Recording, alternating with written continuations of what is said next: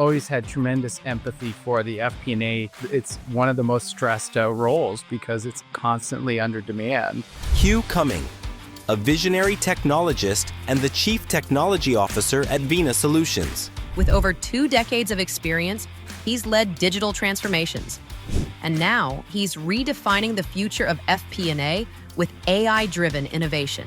He reveals the biggest challenges in financial planning, the future of automation, and why AI is not here to replace jobs, but to amplify human potential. When you challenge ChatGPT for something, it's amazing what it's able to produce. Every time I use it, it's like, wow. What advice would you give to FP&A professionals to prepare for the changes that AI is bringing? For all of us, it's going to change all of our jobs in a way. Vena's vision for AI and the Vena platform. We've had customers give us testimonials that say, I thought I needed to add a couple of extra people.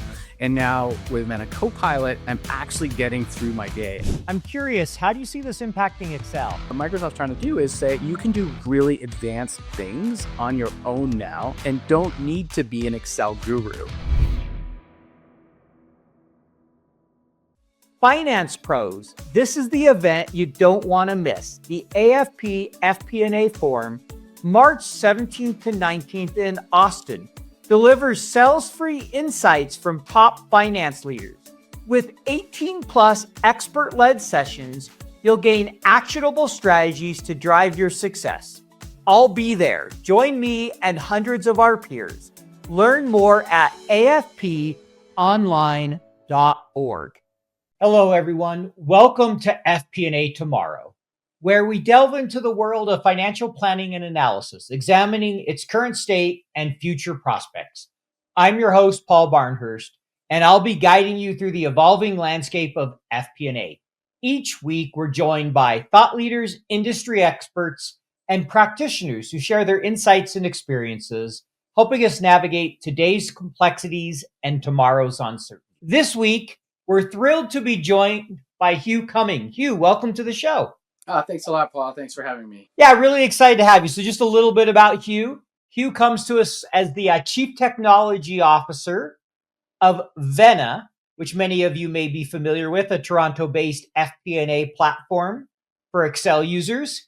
He has more than 20 years of experience. He's enjoyed success as a proven product and technology leader, building and scaling some of the world's most successful fintech platforms. He has led agile product engineering, UX, and cloud teams globally at companies such as Finastra, SecureKey Technologies, and ADP Canada. Most recently, he served as the Chief Information Officer and Head of Technology at Manulife Canada, where he led the company's digital transformation efforts and created 2 of the highest rated applications for banking and digital insurance claims in the Canadian market. Love the background there, Hugh, and excited to get to chat with you today. Yeah, awesome. Thanks for the great intro. You're welcome. So, a question we like to ask every guest, being an FP&A show, and I love when we get people that aren't in FP&A, the technical, they may work in it, because they give us a different perspective, help keep us FP&A people grounded. So what does great FP&A look like for you? As I'm sure you've had to deal with budget and forecast a few times. Oh, and I have always had tremendous empathy for the FP&A teams and the people who get assigned to help me. And, I've run large budgets and relatively smaller ones. And, this role, it's one of the most stressed out roles because it's constantly under demand to create answers, insights, reports, visualizations, presentations.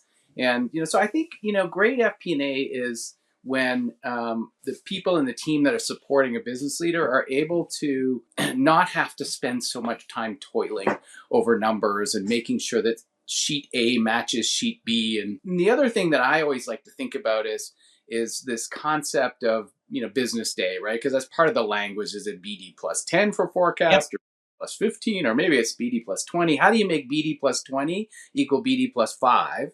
And I think that's what we're trying to get at with great FP&A. It's like, because that elimination of that time window means there's way more time for the discussions that the business leaders want to have with their FP&A. No, and that makes a lot of sense, right? Anything that can be done, and I know Ben is trying to do that, and a lot of other tools to shorten that time frame to be able to close the books, do the forecast, do the analysis, so you can spend the time on business partnering, decision making, strategy, things that are going to create value versus, like you said, tying out sheet A versus sheet B and trying to figure out why your net revenue doesn't look right for the month of February. Yeah, I've seen people do that, and like I said, I have tremendous empathy for the role, which is one of the reasons I was drawn to Vena. I said, "Wow, this is an opportunity to help in a really meaningful way."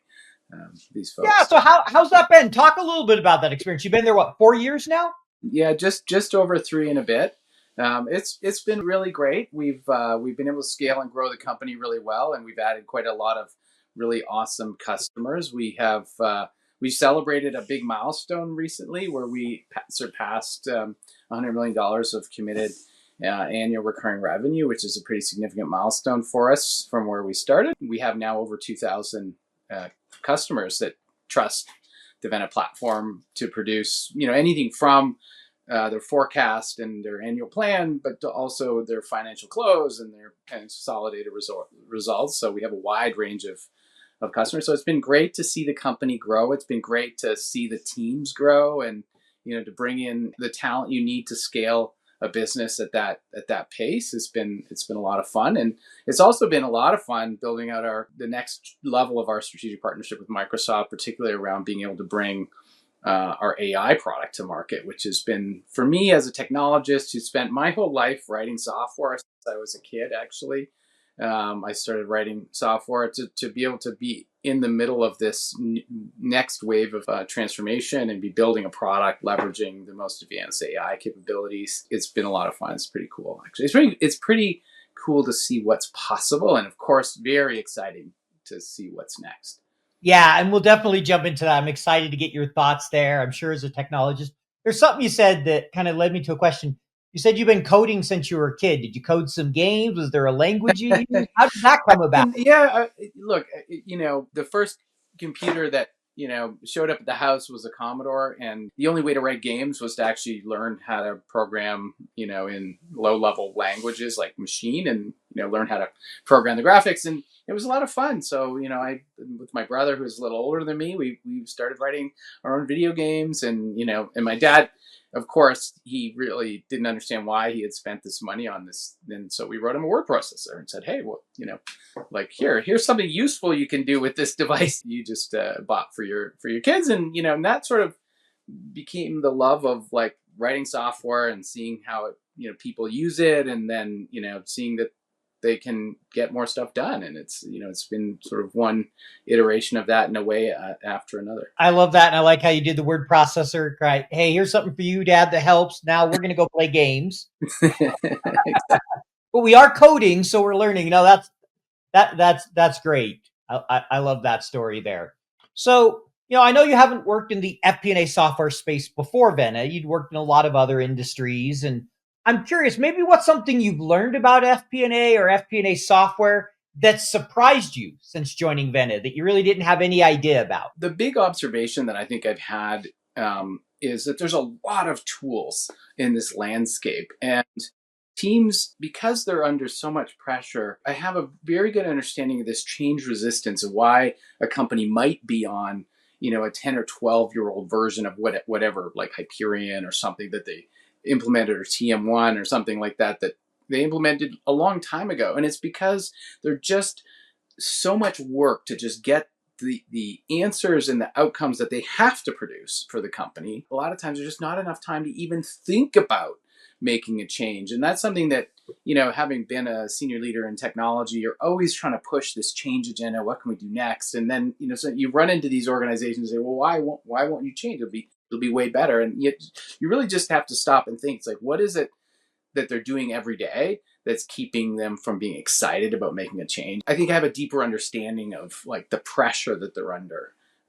Being on this side within a company like Vena and having talked to lots of customers, as opposed to being, a consumer of FP&A, where I don't really see the hard work they're doing, and what's really how to make it easier for them, how to make them show up with, less stress. The results are sooner, and they're, really excited about sharing the results, but instead of like, not quite done, we think there might be an error in here, but here's what we got so far. And I think that's been really cool.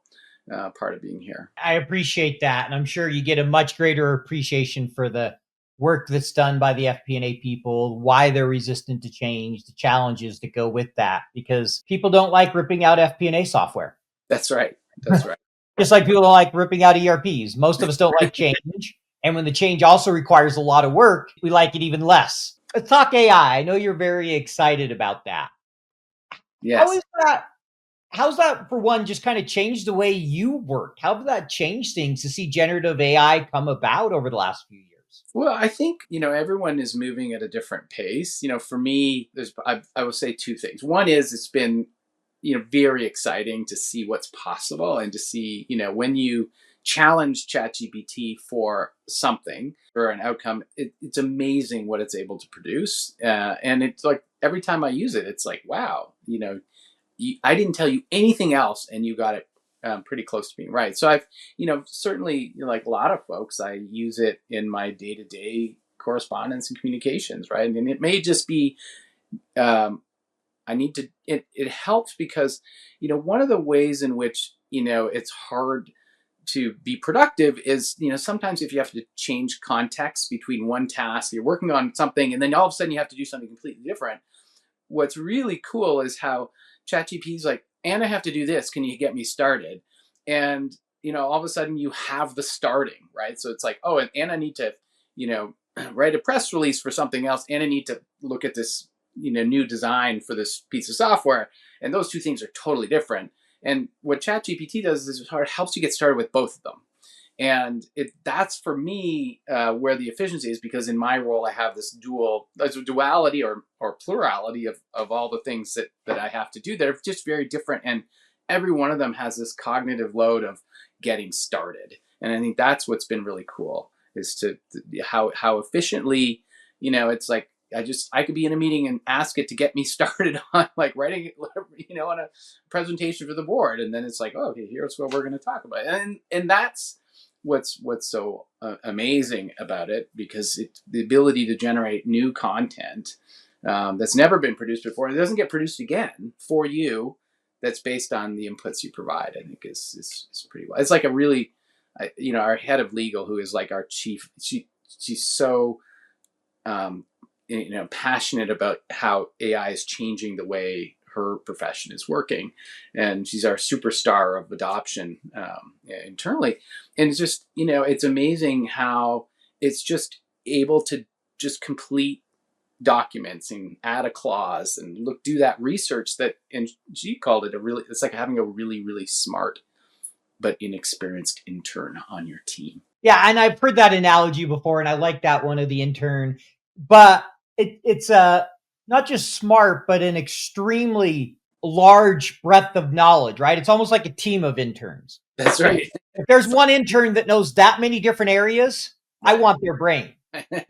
You know what I mean? That's right. And soon we'll have both, right? We'll have our brain plus. I love how it can kind of get you started or just help with things. Like today, I was trying to figure out this formula for Excel, something I don't do very often, and just threw it into ChatGPT, gave an example of what I want, and said, write the formula, and it worked perfectly. Yeah, that's exactly what we're trying to encourage people at Vena, at our customers, to really think about. It's not the big things. Like, we're not asking it to do big things, but like ask it to do little things many times a day, and you'll be really surprised at what's possible. I really like that idea of, hey, using it for many little things. And I think the other thing is, look at it. I love how you said get started, because I think so many people are like, well, but it only got me partway there. The answer wasn't right. It's like, yes, but did it get you started? Did it make it easier for the entire process? Well, then why are you focusing on the negatives and not thinking, I just saved 30 minutes? That's right. And I think people underestimate the ramp, the mental ramp up time to start something else is very high. Mm-hmm. And, that consumes, maybe 30 or 40% of your day is just simply getting your head reoriented to do something else. And then we, as humans, we structure our day around knowing that we have to focus on these set of tasks and then focus on these. And what's cool is that if you can eliminate that barrier to switching, now you can do multiple, of course, we're not able to do multiple things at the same time, but you can kind of have a different way of organizing your day because you don't have to prep and prepare as much to change your, change modality, so to speak, into doing something different. Yeah, I really like that, right? Mental switching cost is high. It's expensive. Just like switching costs for products is expensive. If you're constantly trying to restart and do different things. And I'd never thought of AI, hey, let it help me get started on all these different tasks. I really like that way of thinking about it. And I'd love to know, tell me about Vena's vision for AI and the Vena platform. Yeah. Where are you at? What's it looking like over the next 12 months? No, awesome question. I mean, obviously we're very excited about what we were able to deliver as part of our big product release last year that we announced at our conference. It was really focused on creating a co-pilot within the Vena platform that's trained on the unique data set up for every one of the customers. So it doesn't, it's not using a general data set. It's using, our specific customers' data set. And we trained it with over 200, a library of 200 commonly asked, FP&A type questions. Mm-hmm. And we train it against every customer's model. So it allows them to quickly get started at, when to have a business user ask a question, right? So, what's my sales forecast, or what's my sales plan? How am I doing this year? And then it doesn't just give an answer, it actually produces an Excel sheet for them that allows them to then take that and do more. And the real wow moments come when you then say, that's great, but what if, I opened up a new store, what would my sales forecast be for next quarter? And then it's like, oh, well, here's a version that I've added, more information, did I get it right? And then it's like, yes, that was thumbs up, or, that was not right. Oh, tell me why it wasn't right. And then all of a sudden you realize you're talking to this, this system the same way you would be talking and engaging with your FP&A professional. And I think that's where we're starting to see, and that's where the real,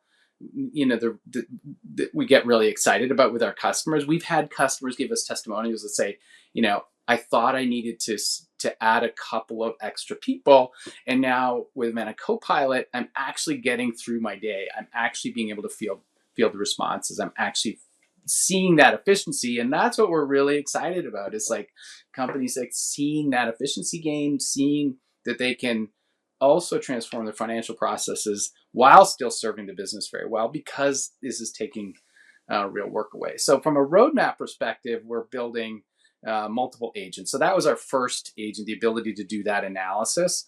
We're adding agents to produce reports, so that you can say, and produce me my financial reports and financial statements, boom, and produce me an ad hoc analysis, boom.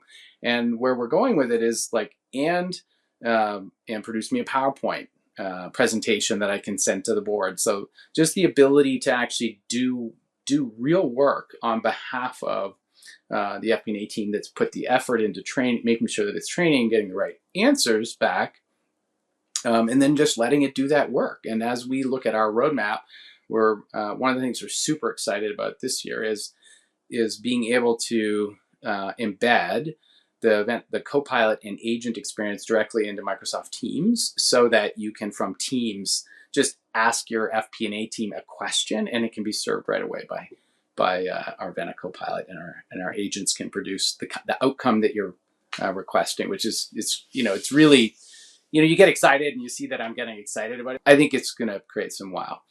Tired of sitting through sales pitches designed as professional development? Same here. That's why I'm heading to the AFP FP&A Forum March 17th to 19th in Austin, where it's all about real, actionable insights. We're talking about AI, process efficiency, strategic planning, finance communication, practical takeaways, no fluff. Just ideas you can actually use to drive results. I'll be there too, leading the session. Amp up your scenario planning with Gen AI. If that's a topic you're excited about, let's connect. Join finance professionals from across the map at the AFP FP&A Forum, where the only agenda is your success. Head to afponline.org and use code FP&A Guy 2025 for $200 off. See you in Austin. for folks. Cool. That's exciting. I mean, yeah, I can see within Teams, obviously that Microsoft stack. So two questions just kind of came to Yeah. mind. One, Copilot. Are you training Microsoft's LLM kind of Copilot? Is this your own LLM? How do I think about that? And the second is, how are you managing hallucinations? Right? Yeah, So that's a there's, question everybody has. yeah, no, those are great questions, and I do get asked that a lot. So I mean, it is built on Azure OpenAI, and we are using some of the advanced capabilities there, like Synaptic Kernel, to help with making sure that semantic kernel to make sure that the deep understanding of what's asked is there. We're also using an approach that is called request augmented generation, which leverages something called a vector database, so that just when you think about a vector database is pointing to where the data is. And then the third thing we have feedback cycle, which is if the answer is not the best answer, you can, as the FP&A owner of the Vena Copilot, you can say, well, actually, that field is not the right place to pull that data. You use these two fields together to get that answer, and then anytime it gets asked those questions, it'll come back with those answers. So I think those are all very important, so that you can just curate and train. We don't use this. This is not the public Chat GPT. This is a Vena.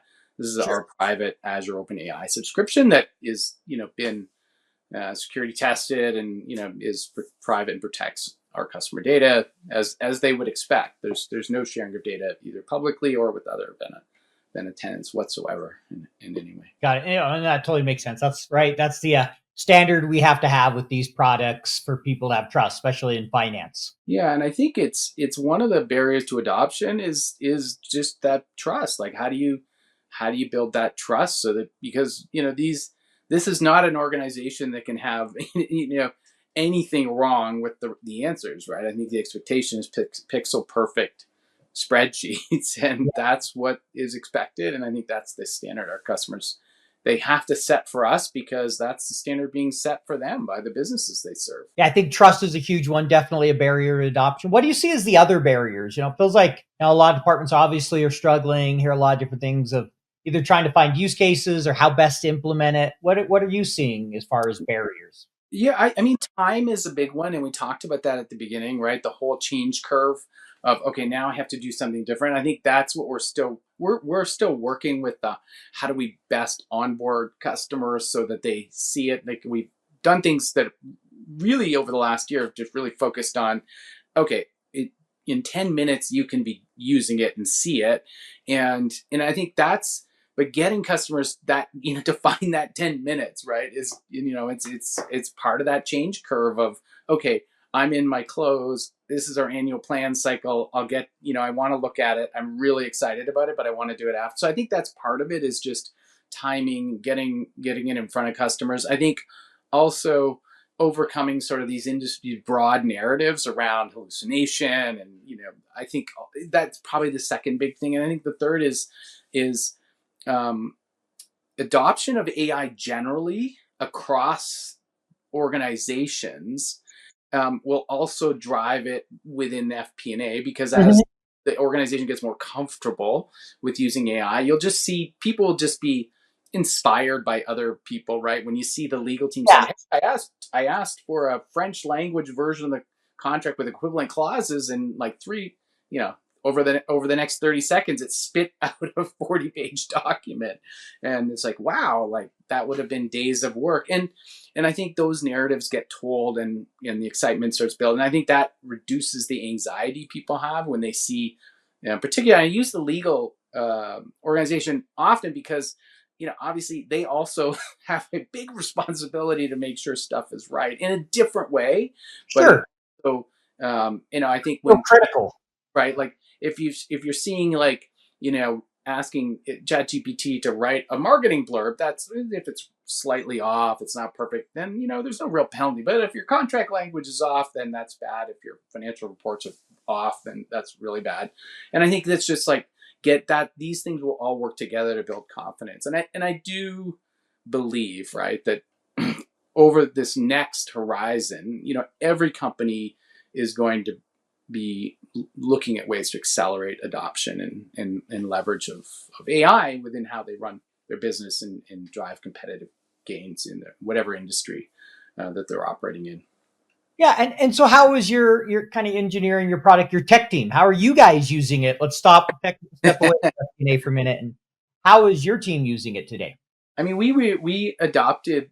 We were early adopters of GitHub Copilot, which is it's the Copilot just sits alongside the GitHub repository. They've leveraged like mountains of code data to train the most likely next part of this function call, and so we do it. Every developer uses it every day. We've had hundreds of thousands of prompts that developers they probably accept 30% of them, where GitHub says, hey, we think you should add this, and here's how you would make this call better, and so they've slowly worked their way into our coding cycles, and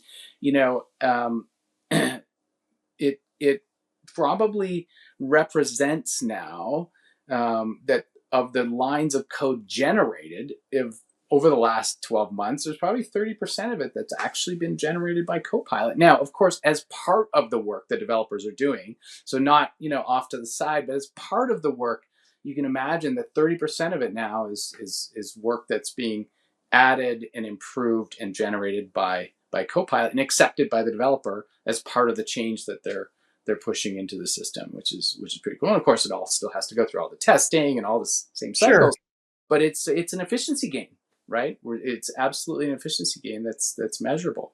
And, I think it'll just get better over time as well. As people get more comfortable, it's like, ask it to refactor and to upgrade this library. Okay, well, let's try that. And I think a lot of it's just like, okay, let's try that and see what happens.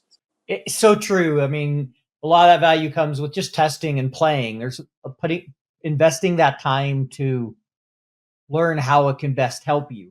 And I'm curious, kind of on that front, is there anything you've seen, maybe an example where you've seen an FP&A department, gain substantial value, where they're really saving some time or getting some big benefit from AI implementation, whether that's generative machine learning, whatever it might be? But love if there's kind of a use case or example you could share with us.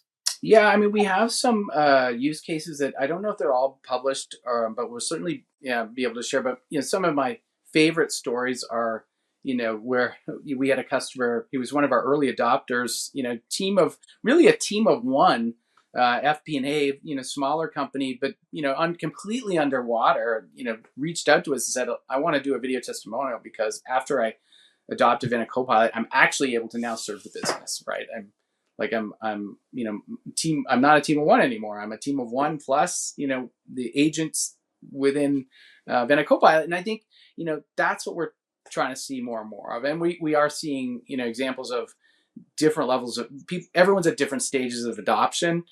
Some people have moved right into it and opened it right up. And other people are just trying to, use it every once in a while to ask a question and see what the answer is. We've had, we've surfaced tens of thousands of questions and responses. And every one of those represents real work that an FP&A person would have had to do. Yeah, love the example you shared there. Someone being able to, get from being underwater to being able to manage because they had the assistant there with them. FP&A Guy here, and I want to tell you about the Planning and BI Showcase. Gone are the days of juggling multiple platforms. Now with business intelligence tools, you can integrate planning directly into your BI system, the same system your entire company already uses. Join me on March 20th for the Planning and BI Showcase, where industry leaders will demonstrate how top BI tools are reshaping strategic planning. See firsthand how modern FP&A solutions can drive real value across your enterprise. The event features live demos from leading BI solutions. Whether you're a CFO or an FP&A professional, you'll discover the tools that can help you deliver more value across your enterprise. Don't miss out. Register today at www.excelevents.com/e/planning.in.bi.showcase and take the first step towards smarter, data-driven decision-making. It's really cool. I'm curious, what advice would you give to FP&A professionals to prepare for the changes that AI is bringing? Right, it's changing a lot of jobs. It's going to have an impact on FP&A. Any kind of recommendations you can give? Well, I think, for all of us, it's going to change all of our jobs in a way. I mean, it's not, it's not something that's just, it's not a fad. It's a point in change, right? It's Yep. like you look back in time over these, what people call industrial Yep. revolutions, they were big, right? Like Mhm. the steam engine wasn't just 1.3 times stronger than, a worker. It was, it did the work of 1,000 workers. And it's like, Yeah. wow, transforming industries and making, so, and of course it went from steam to electric and diesel and all these other generations, but the core innovation is a massive lift in what humans can get done Right. productively. And I think we're just at that start, right, where we're seeing it as an incremental improvement, but over time, as people more it gets more and more adopted, we should expect to go through that same cycle of it being a massive change, beneficial change in terms of how much uh, capability and capacity that every human has to create value and to whatever, however they define it. And so I think part of it is just you have to, is when you're in the middle of this, it's like the famous Henry Ford quote that was like, if I asked people what they wanted, they would have said faster horses, right? And he went and actually, he didn't invent the automobile, he just made it possible for everyone to own one, right? And that, and of course, like, this is really about, thinking about your role as something that is just going to evolve and change over time, and that AI is going to play a role. When we hire co-op students, they come in and they are the most excited to dive right in. They've already been using it to help them finish papers, to help them in their exams. And they show up in our software teams and they're like, oh, I'm using Copilot. I used Copilot to actually tell me what the APIs were for Word because I didn't want to read the Microsoft document. I just asked Copilot to build me the test stubs for it. And that's, just trying those things, like you said with the Excel formula, just ask Copilot to write the Excel formula for you. And I think what that does is it creates that, that confidence that, like, okay, those are the kinds of things I can ask. Like, what are the other things I can ask it for? I'm going to ask it for something else. And I think it's the getting started with getting started, which is the hurdle, right? And I just always encourage people to do small things. Don't think about like, oh, here's this big task I want Copilot to do. Just like, what are you going to do in the next 10 seconds? And instead of doing it yourself, ask Copilot to get started for you. And I think, that's why I would just encourage everyone to just gain that experiential knowledge so you can gain a perspective for your organization about how it's going to create value. Because every organization is different. But I think just every one of us needs to gain that, that experiential perspective that we can bring back to our organization. I think that, helps us with our own growth and development, within the companies that we're working with.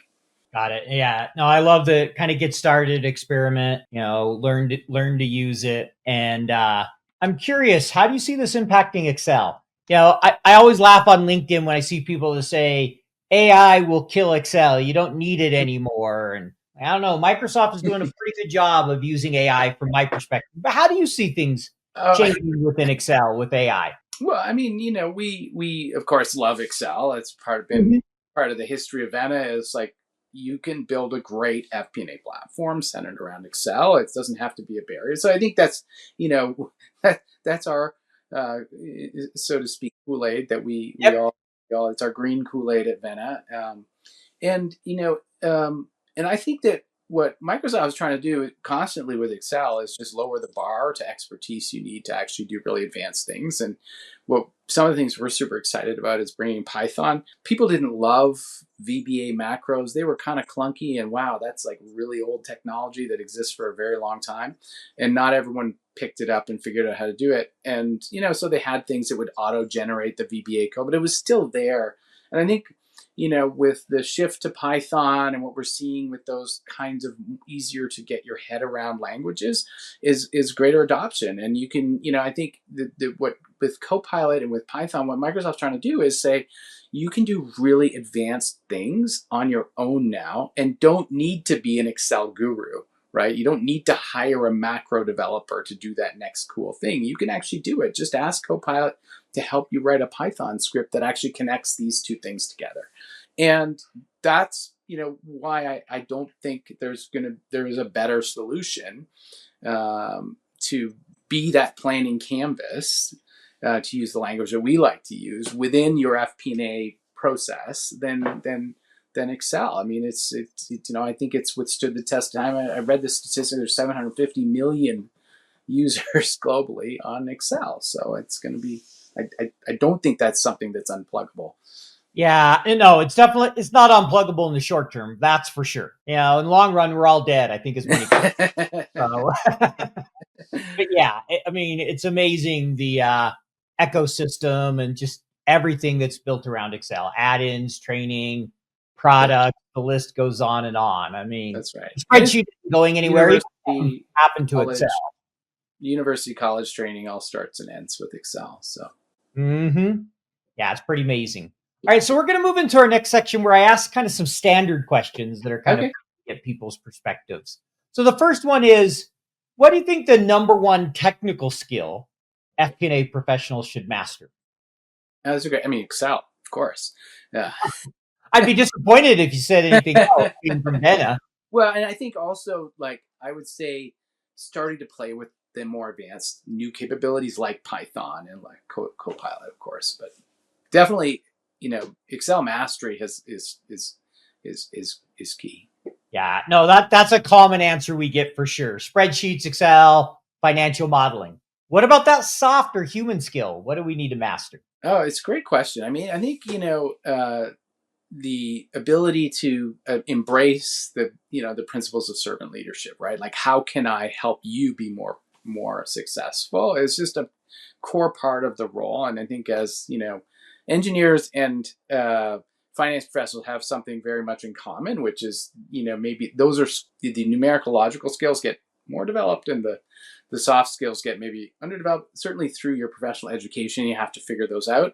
So I would say really just embracing that servant leadership mindset of, this is a role where your success comes by helping other people be more successful. And I think just, being seen as that type of individual will help those folks in those kinds of roles actually be seen as someone who's always the person there in the room with them that's going to help them succeed. I've never had anyone give that answer of the servant leadership. I love the way you explain that of being that servant leader and helping your business partners succeed. That's really what we're helping to do, is help them make better, faster decisions and be successful. But I love the term servant leadership because I think there's so much value when you think of leadership as serving others, helping others versus, I'm in charge. That's right. That's a great way to think about it. All right, this is your softball. You'll like this. What's your favorite thing about Microsoft Excel? Oh, that's a great question. Well, I think my favorite thing about Microsoft Excel is that you can use it to do just about anything, right? It could be your kids' softball team, scorecard, and it can also do your, billion-dollar company financial plan. And it's amazing with the breadth of utility and problems that can be applied to. And, you can start anywhere with very little knowledge, like building a spreadsheet for your kids' softball team, to, having obviously deeply experienced FP&A knowledge. I think that's what's pretty incredible. Yeah, I agree. It's really amazing that you can do everything from so basic to so complex in Excel in so many different areas. Anytime I hear someone use the term advanced Excel, I'm always like, what does that even mean? Advanced in what? There's how many different programming languages in the tool alone? All right. So this next section is the get to know you section, where we ask you some personal questions to get to know you a little bit better. So what's a favorite hobby or passion? What do you like to do when you're not working? Well, I'm an avid skier, so I love to do that. That's why I'm buried in snow right now north of Toronto. So that's something I also love.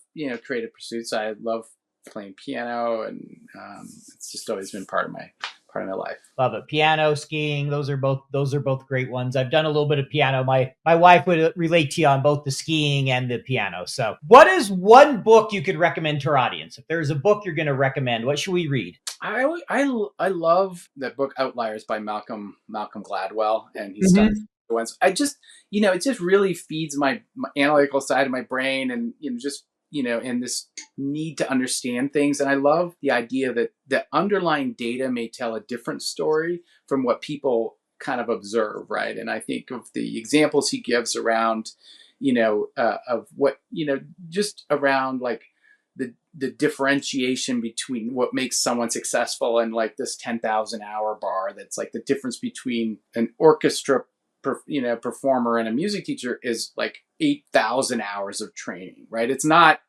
oh, this person got really lucky. And it's just like, and I think those kind of like, it's just gaining an understanding of that, just the appreciation of how hard these people have worked to achieve that kind of whatever that pinnacle is actually, it's in a way it's freeing, because then there's not this burden of like, oh, why is there's this person is different and better? Well, they just happen to have done 8,000 more hours of music training than you did. And that's okay, right? Those are choices we make. Yeah, there's generally a reason why someone's as good at what they're doing as they are, right? It takes the passion drives that need doing it in practice 4 hours a day, right? Of course. Sure. If you're going to put in 10,000 hours, I sure hope you enjoy it. Otherwise, you're probably a masochist. That's right. So definitely, like, I love that, but I love the idea, like Freakonomics as well, like all those kinds of books. That's what really gets my attention. Great. I like it. Those are some good ones. Curious, as a child, what did you want to be when you grew up? If it has to be one thing, when I was a child, I wanted to be an NHL goalie. I was like Canada. That doesn't surprise me. It's Canada. Ken Dryden was like the goalie for the Montreal Canadiens, and I just wanted to be like that. I wanted to wear the Montreal C and play in the NHL. And it's just maybe I didn't practice 10,000 hours. It just these things are not things you can create for yourself. There's just a massive combination of things that have to happen for you to get there. And it was.